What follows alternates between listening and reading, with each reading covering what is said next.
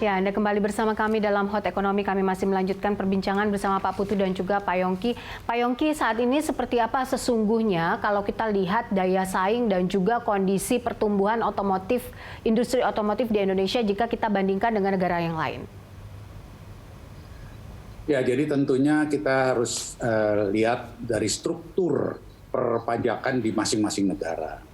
Ya kan, Indonesia memang salah satu negara yang perpajakannya cukup tinggi, sehingga harga mobil di Indonesia ini kan tadi saya katakan bahwa dari harga mobil 100 itu kurang lebih 40% masuk ke kas pemerintah pusat maupun daerah. Ya kan? Nah, di negara lain tentunya saya nggak tahu persis bagaimana ini angka-angkanya gitu, tetapi kelihatannya kalau saya bandingkan harga di Indonesia dengan harga di Malaysia, Thailand, dan lain-lain, kita ini termasuk salah satu yang tertinggi. Ya tentunya kalau dibandingkan dengan Singapura, kita masih lebih murah. Karena di Singapura itu ada yang disebut Certificate of Entitlement atau izin membeli mobil, nah, itu yang cukup tinggi harganya. Jadi beda-beda lah antara masing-masing negara. Tetapi yang perlu kita mengerti lagi adalah adalah dengan income per kapita masyarakat Indonesia yang di kisaran 3.600 sampai 3.700 dolar per hari ini, tentunya mobil-mobil yang paling laku di Indonesia itu yang berkisar di harga 250-200 juta ke bawah. Ya itu memang wajar karena income per kapitanya kan cuma 3.600, 3.700. Kalau nanti income per kapita Indonesia ini sudah menjadi 7.000, 8.000, 10.000 dolar, maka nanti yang dibeli masyarakat Indonesia itu mobil-mobil dengan harga 400-500 juta. Itu waktunya akan datang, akan tiba. Dengan pertumbuhan ekonomi yang kita bisa tingkatkan terus, tentunya income per kapita, pendapatan per kapita masyarakat Indonesia juga akan naik. Tentunya itu harapan kami. Ya kan? Nah, jadi memang inilah keadaannya fenomena pada hari ini. Jadi yang laku itu adalah mobil-mobil yang 250 juta ke bawah hari ini. Itulah yang ingin kami bilang, mari kita genjot penjualannya mobil-mobil ini, ya kan, dengan menurunkan harganya, ya kan? Itu yang penting untuk dimengerti bahwa ini memang begini keadaannya gitu. Kita tidak memaksakan orang untuk membeli mobil yang di atas 500 juta karena memang ya daya belinya beda gitu, ya kan?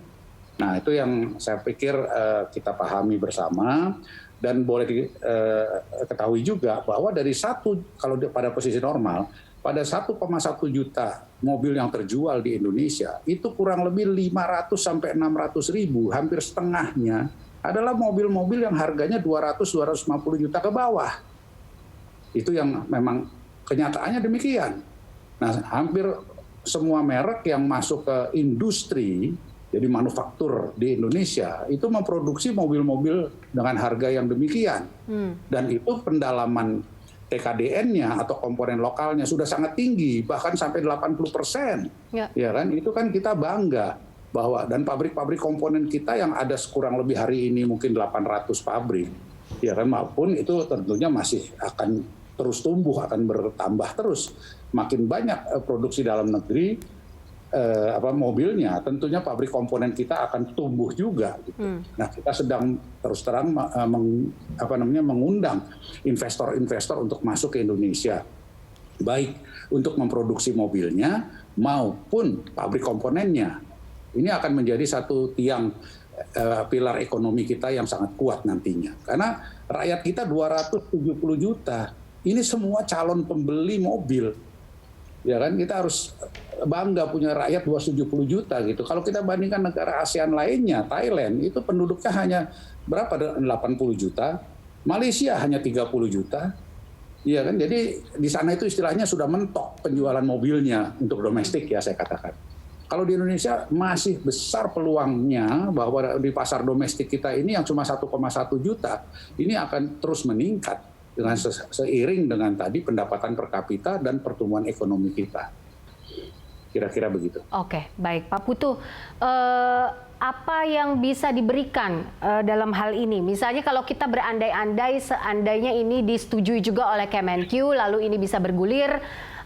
Lalu untuk range misalnya tadi yang Pak Yongki bilang pembeli Indonesia itu kebanyakan yang range-nya di bawah 250 juta untuk mobilnya. Nah, apakah nanti sistemnya akan bisa mengakomodir mobil-mobil pajak 0% untuk mobil yang di bawah 250 juta? Karena ini yang kontinuitasnya angka penjualannya akan bisa naik.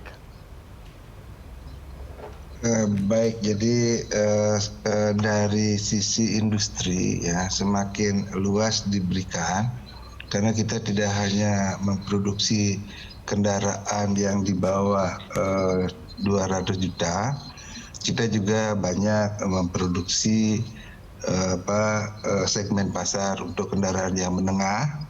Sehingga kalau mungkin kalau kami di perindustrian lebih pada menekankan bagaimana mendukung ya penjualan kendaraan yang diproduksi di dalam negeri dengan tadi apalagi dengan TKDN yang memang sudah cukup besar. Kalau dari sisi industrinya karena nilai tambahnya nanti ya manfaat keekonomiannya itu kan akan sangat berbeda sekali daripada kalau nilai tambahnya kecil kita berikan insentif. Ya. Jadi seperti itu kalau dari sisi Kementerian Perindustrian dan memang ini banyak mungkin ada hal-hal yang perlu dipertimbangkan oleh Kementerian Keuangan yang memang data-data akan kami supply. Kalau diperlukan ya diskusi kami siap untuk mendiskusikannya sehingga ini yang penting sekali timingnya.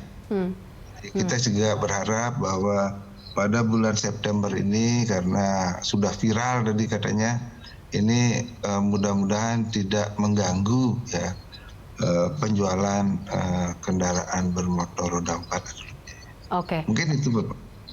Baik. Saya ingin dari Kementerian Perindustrian sendiri apa optimisme yang bisa dibangun sehingga ini juga bukan hanya viral saja, bukan hanya angin surga saja, tapi implementasinya bisa terus di follow up oleh Kemenperin dan juga Kementerian Keuangan sehingga bisa dipegang juga oleh Gaikindo.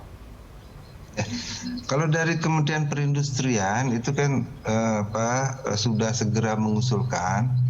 Ya, dan kita berterima kasih kepada Kementerian Menko bidang perekonomian yang sudah memfasilitasi untuk pembahasannya sehingga ya kita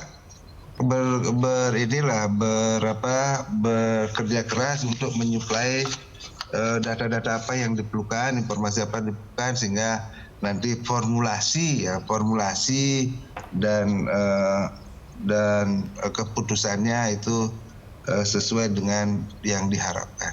Mungkin itu.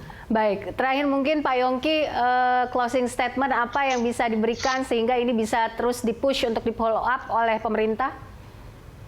Ya, seperti yang saya katakan tadi, makin cepat keputusan ini diambil, juga buat kita semuanya tentunya akan menambah, katakanlah tadi meningkatkan angka-angka penjualan, itu harapan kami.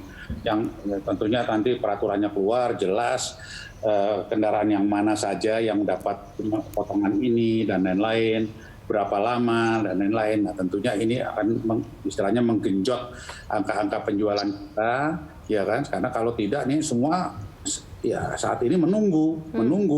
Jadi ya susah juga kita nanti jangan sampai bulan September ini angka penjualannya turun lagi gitu dari 37.000 turun lagi kita mati kita semuanya. Ya kan? Ini yang harapan kita tentunya.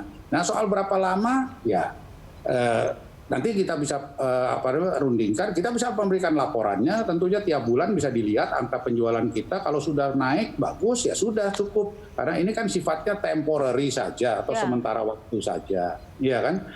Dan yang perlu dicatat lagi kembali adalah kami tidak minta uang untuk subsidi kepada perusahaan-perusahaan otomotif, tidak. Yang kami minta hanya pengurangan tadi persentase atau tarif dari pajak-pajak yang mana yang bisa dikurangi sehingga terjadilah penurunan harga. Jadi jangan salah artikan oh kita minta disubsidi atau bagaimana, bukan, sebetulnya bukan itu gitu. Jadi yang kita minta adalah pengurangan dari tarif-tarif perpajakan yang bisa diberikan oleh pemerintah pusat maupun pemerintah daerah. kembali lagi saya katakan tarif turun bukan berarti pendapatan pemerintah pusat maupun daerah juga turun. Bahkan kalau angka penjualannya meningkat, maka penerimaan pemerintah pusat maupun daerah juga akan lebih tinggi. Gitu. Dari 37 kali sekian dibandingkan 60-70 ribu kali sekian, tentunya kan beda. Pasti lebih tinggi. Gitu. Ya, itu saja dari kami, Gaikindo sangat berharap bahwa keputusan dapat segera dan cepat diambil, baik oleh pemerintah pusat maupun pemerintah daerah.